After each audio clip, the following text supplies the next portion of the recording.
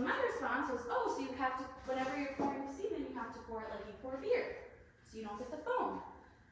That's how you do that. Got it. I made the connection in my brain. I will pour it correctly from now on. And the look I got for comparing semen to beer.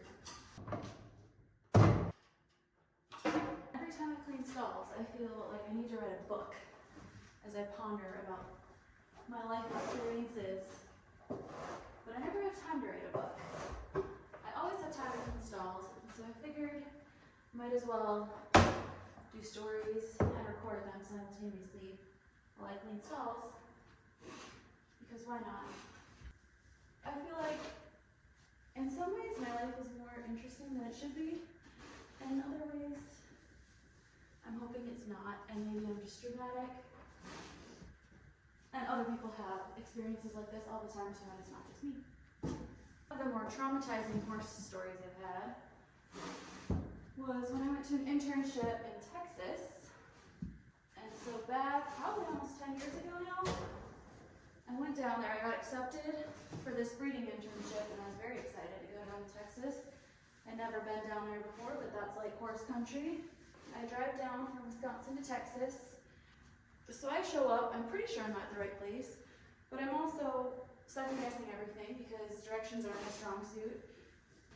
So I knock on the front door and this girl answers and just stared at me. And she was probably a year or two older than me, maybe, just by looking. And I'm really confused. I'm like, hi, I'm Sally.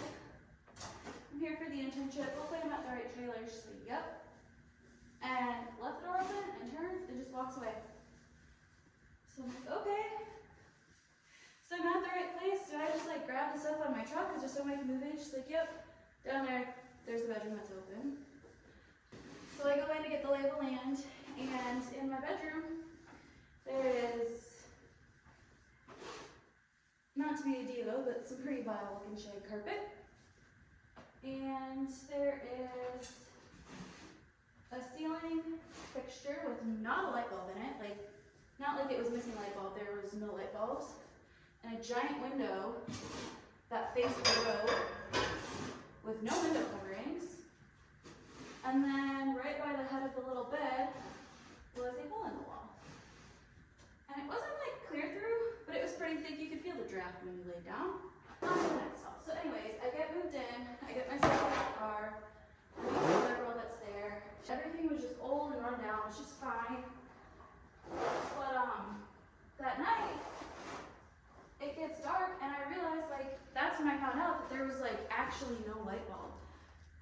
And I guess that was a good thing, because since there were also no window coverings, I had to get changed in this tiny bathroom, but there was barely enough room to maneuver and get changed. But I managed, and it was fine, so I'm like, all right, well, as soon as I can, I'll just run into town, 30 minutes away, and make a Target run and buy a light bulb and some stuff. Because I think I asked one of the girls if I can remember. I'm sure I asked. And they're like, oh yeah, we used to put a lamp in the living room. And just like, did it say anything? I was like, okay, well, this is going great. Nobody's interested in like making friends with me, and it'll be fine. So I get up, I get dressed, I go to leave, and I cannot, for the life of me, open the door handle. It's just a regular, like, circular knob, and that thing is not moving. And I am, like, adjusting the lock on it, I'm seeing what is happening, and I cannot, for the life of me, get this door to open. I am locked in. Like, it's not the deadbolt, it's not the latch, is not working. And so I'm freaking out because this is my first day. I didn't get to meet, essentially, my manager yesterday. I'm gonna be late for the dumbest reason on the planet, which is that, I'm sorry, I couldn't figure out how to work the doorknob. Like a basic, bare bones, not state-of-the-art, granted probably 80-year-old doorknob. I can't figure it out, I'm stuck. So I have to call my friend who, she's in Wisconsin, what is she gonna do? But I call her and she's like, is everything okay?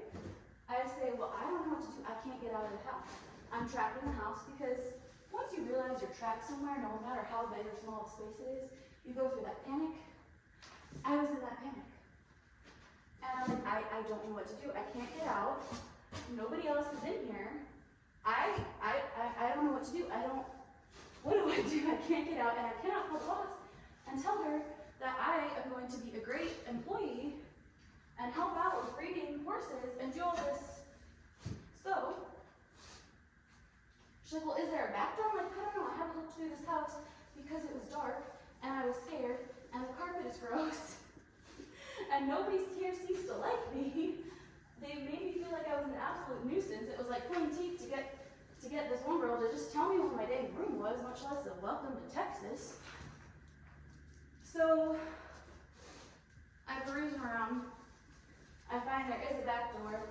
That door knob is sticky, but I'm able to get out. I get in, and I'm like, I'm so sorry, I couldn't figure out the door. And she goes, well, how did you get out? I said, through the back porch door. And he said, oh, well, the other girl, she had a hard time too. She couldn't figure it out, so that's what she had to do. I thought it was just her, but maybe it's actually the doorknob. So that at least made me feel better that it was that. But it was just one of those situations where it's like the first hour of the first day, the official first day, and that's where I hit a speed bump. Was just getting out of the house. So that was cool. That was fine. That was dandy. The one girl was just, I tried real hard to be her friend. She would give me one-word answers. I'd walk in the door, she'd look at me and roll her eyes like I was the biggest pain in the butt. I'm like, I didn't do anything. I bought lip balms for this dang house. That's a crime. Take me to jail. So anyway, I'm making it work with the people, getting along, feeling like the loser, but no real drama. It's all fine and dandy. I just need to be there for a few months. I think it was maybe can't remember honestly if it was a 3 or 6 month internship, because spoiler alert, I only stayed for about a month. It was my second internship, and my first internship had gone really, really well. The people were amazing. They welcomed me as a family. I got to learn a lot. It was super welcoming and just great. And so going from that internship to this one where everyone felt really cold, well, the manager, she tried to be warm and welcoming. She was nice to me, but the overall environment was pretty cold and unwelcoming. Yeah, it's not great, but it's fine. I don't know. I saw an ad for a horse trainer up the road looking for an assistant. So I think when I get close to finishing out this unpaid internship, I'm going to go ahead and see if I can go straight from here to there and maybe get an actual paying job so I can stay down here, pay my dues, learn the ropes, get in with the super cool people, learn, essentially. And they're like, well, you should just call him now. So anyway, I call him there, and he says, well, that's great, but I kind of need someone now. So you seem like you'd be a good fit. Let me know when you're done with that internship, and if I have an opening, that'll be great. So I relayed it to my dad, and he said, that is absolutely ridiculous. The norm is if you get a paying job offer, you leave the internship and take the paying job. That's just the normal. And I was like, well, I told these people I'd be here for a set amount of time. I'm only a month in. And he said, yeah, but to leave for a paying job isn't a bad thing. Give them a 2 weeks notice, take the paying job if it's offered to you. So that's what I did. So I go and give them my 2 weeks notice, say, hey, I found a job that actually pays. I think I'd be happier over there. Thank you so much for everything, but here's my 2 weeks notice. And my manager, who was again the head of breeding, comes up to me a little while later, like 20 minutes. And she said, well, I told the trainer that you put your 2 weeks in notice. And he was pretty upset. He said he wants you to have all your stuff gone entirely off the property by lunch today. And I said, oh, okay, well, I don't want to leave you guys in the lurch. I'm happy to help do that. She said, no, he's pretty upset. He wants you gone. I'm like, okay. She's like, well, do you have anywhere to stay? And I said, no, because I didn't, because I was living on site in a trailer. And so she offered to have one of her friends maybe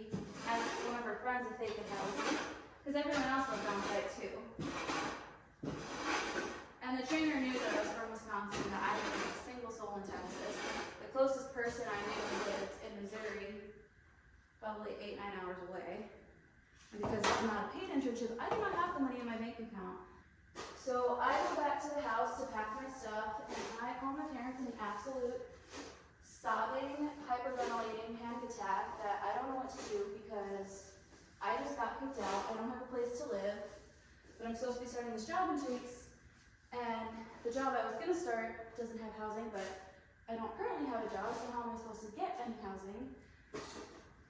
And I am just having an absolute meltdown, come apart, that I am essentially homeless in Texas.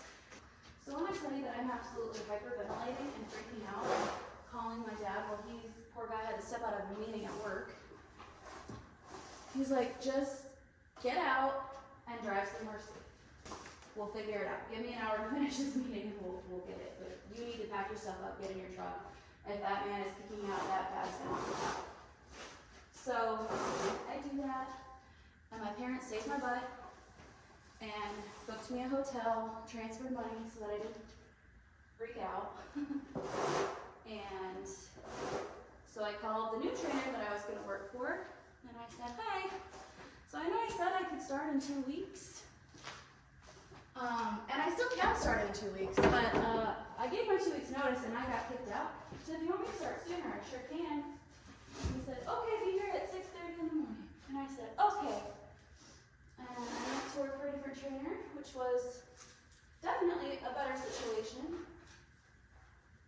But it was just the whole internship, the trainer I worked for in Texas, I was initially so excited to work for him, and it was the biggest letdown ever. I smiled and introduced myself, and he just looked at me.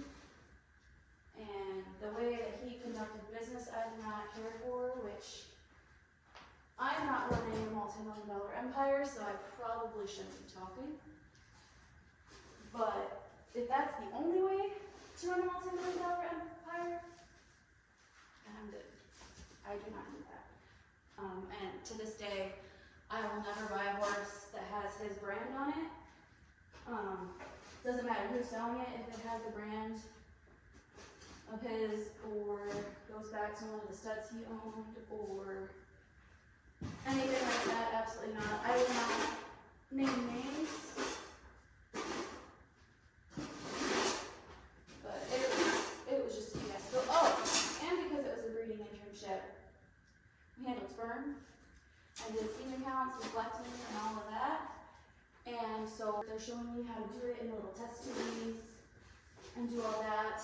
And I went to pour the semen from one container into another. And she freaked out, my manager freaks out and stuff. She goes, no, do you hear how it's making that noise? That it's like hitting the bottom of the glass and you can hear it being poured? That's not good, that's really hard on the sperm, don't do that. You need to like let it go on the side. And so my response was, oh, so you have to, whenever you're pouring the semen, you have to pour it like you pour beer, so you don't get the foam. That's how you do that, got it. I made the connection in my brain, I will pour it correctly from now on. And the look I got for comparing semen to beer was just a sign, a further sign of nothing wrong with these people. They are not my people. And that was my very first Texas adventure. 10 out of 10, do not recommend.